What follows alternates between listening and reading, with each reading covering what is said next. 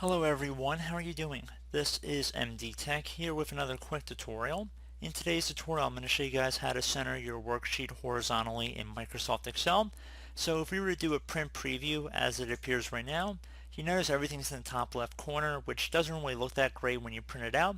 So if you want it to be centered in the horizontal fashion, this tutorial will be for you.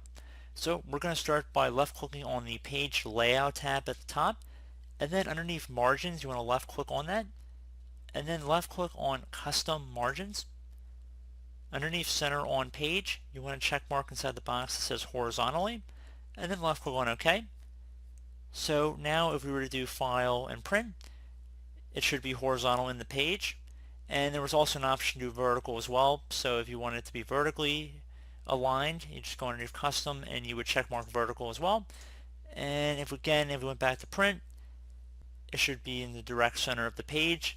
Again, depends on what you're trying to achieve, but this tutorial is about horizontal center. So I do hope this brief tutorial was able to help you guys out. And as always, thank you for watching, and I do look forward to catching you all in the next tutorial. Goodbye.